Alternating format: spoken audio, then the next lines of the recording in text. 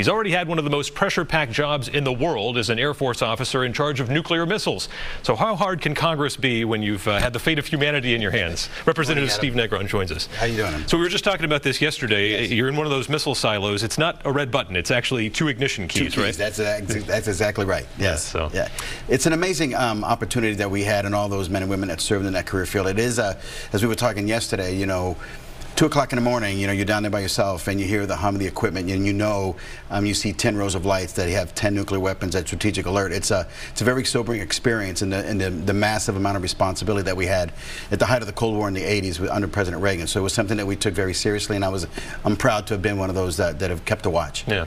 The adversary back then was the Soviet Union. Obviously, Russia has been in the news this last week. Yeah. You're a Republican, a veteran, a patriot. Do you think the president did this country a disservice in the way he handled Helsinki? No, I don't. I believe, you know, and I wasn't part of the private conversation that he had with President Putin, and those were the things that the kind of candid conversations are happening. You know, we can speculate all we want as to what's going to go on. I believe our president has this country's interest at heart. He's proven that in the past. I have no doubt that what he's doing is a three-tiered kind of chess game. We need to be cautious about Russia. Putin is a former KGB operative, and and he's a hardliner. He's one of those people that came out of the old regime. So you can't change your spots. So I think he's doing the right thing right now. You know, there's a saying in the movie, you keep your friends close and your enemies closer. And I think by doing what he's doing, I think it gives him some insight that a lot of people don't understand what he's doing. We do know for about 24 hours the president at least considered Mr. Putin's request to interview an American ambassador and other American citizens. Right. Should the president even think about handing over Americans for... Not at all. No, and that's certainly something that his advisors will tell him, and they're probably telling him right now that nobody has an opportunity to interview anybody, any of our citizens, any of our diplomats, other than people with here in the United States. Parallel track here. Should the Mueller investigation, which the president believes to be a witch hunt, should that be allowed to continue? Well, it's certainly, if we, you have to look at what the evidence was that they found.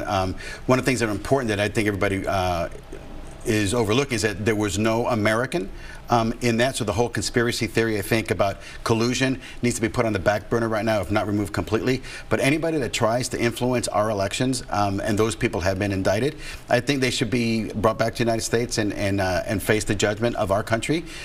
We certainly don't do that to other countries, and we shouldn't allow that to happen in ours.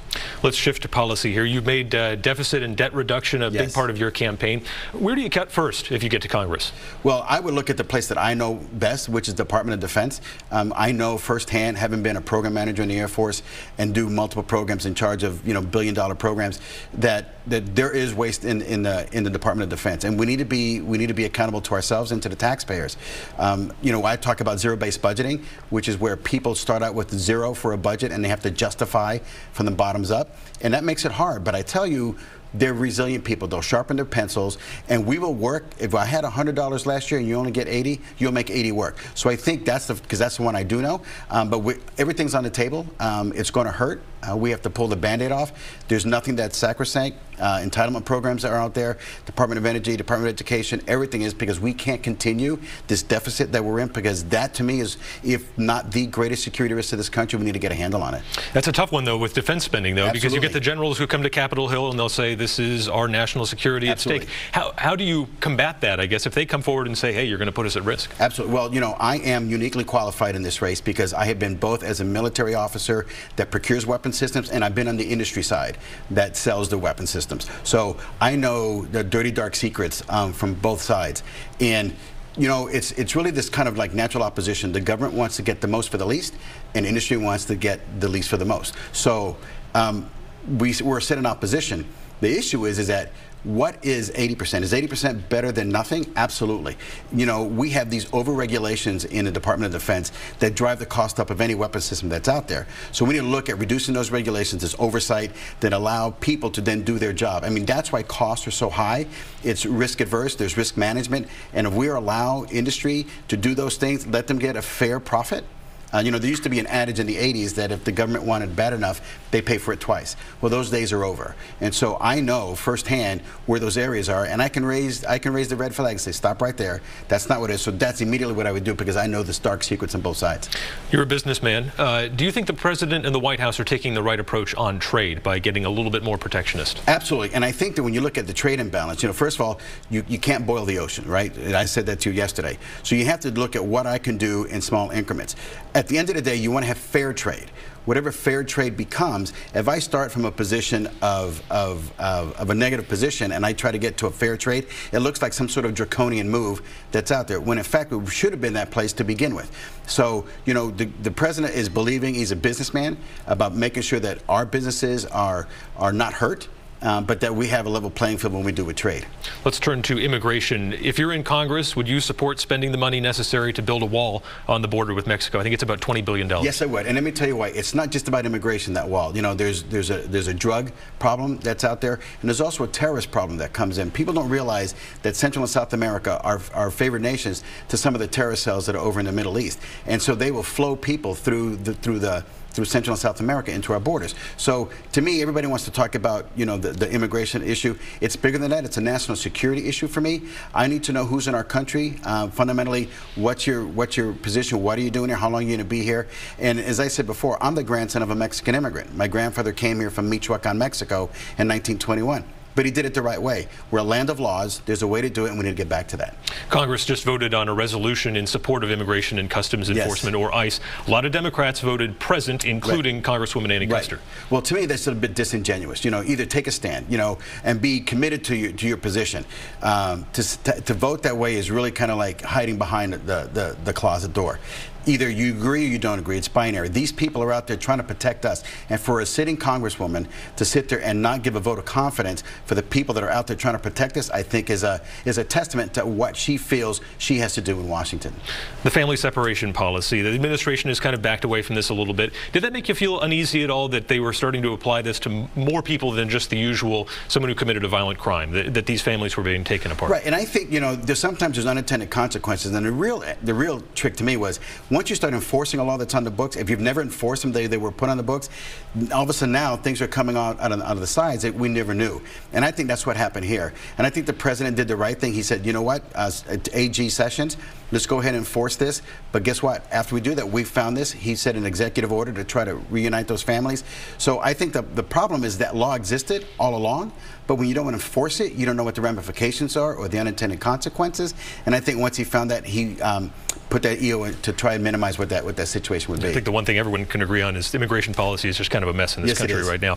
At the State House, you're a state rep, 2 terms. Yes, and one term. 1 term, okay. Right. All right, well, you've done a lot, I guess. But you're on the Election Law Committee. Yes. The governor just signed HB 1264, very controversial, changing the terms and definitions of what it means to be a resident. But bigger picture here, do you believe college students who come here from out of state, live here about 9 months out of the year, do you believe they should be voting in elections back where they come from, or should they be allowed to vote here? That's their choice. But if you're going to vote here, then you need to be a complete citizen of the state of New Hampshire. When I spoke on this topic at the Well, I started out with this word of binary. Black, white, up, down, in, out. Either you're a resident of the state of New Hampshire for everything, or you're not. So if you're a resident of the state of New Hampshire for everything, then everything applies to you. Car registration, taxes. You can't have a foot in 2 states. And in hearing a lot of the public hearings that we did in election law, you know, as a military guy, I had my home record of Texas. And no matter where I was stationed, I voted absentee in Texas because that's where my state was. And you heard a lot of stuff that absentee voting is hard. It's, you know, trying to make me do something I shouldn't want to do.